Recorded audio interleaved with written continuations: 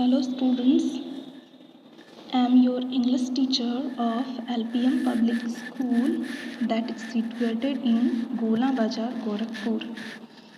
Students, in this video we are going to explain a new poem and the name of this poem is My Puppy Plays Piano. So students, can you tell me the name of this poem? The name of this poem is My Puppy Plays Piano, who composed by Ken Nesbitt. So students, can you tell me who composed this poem? Ken Nesbitt. Ken Nesbitt is a famous American children's poet.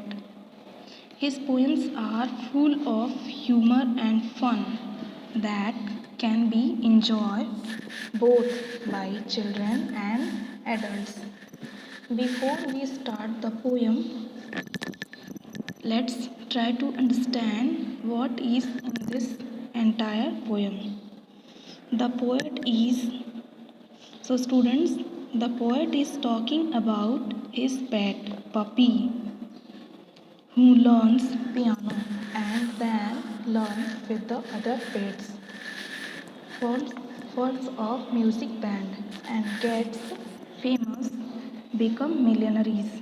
So students, now we move to the poem. The first paragraph of this poem is My puppy plays piano. It's the strangest thing to see. It seems while I was practicing, he learned by watching me. So students, here the author says that his puppy plays piano. His puppy plays piano, which is not usual to see in something very strange. So students, what is strange? Strange means unusual or surprising. So students, here strange means unusual or surprising. Let's move to the poem. My puppy plays piano. It's the strangest thing to see. Here author says his puppy is very unique. His puppy is very unique because he playing a piano. Students, have you seen a puppy playing a piano? So students, can you tell me? Have you seen a puppy playing a piano? No, right? But here the author says his puppy playing a piano. That strangest. His puppy playing a piano, that's strangest. Things happen. Now we move to the next line. It seems while I was practicing.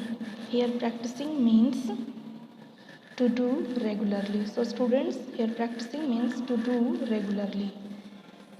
In the same way, the author also play the piano regularly. In return, the puppy learned the piano by watching the author. Now, students, we move to the next paragraph. And the next paragraph is he started out on chopsticks, then he learned to play some batch. It wasn't long before he knew the blues and classic rock. So students, here the author says that he started out on chopsticks. Now we see the meaning of chopsticks. So students, can you tell me means of chopsticks? Okay. Chopsticks means a pair of thin sticks.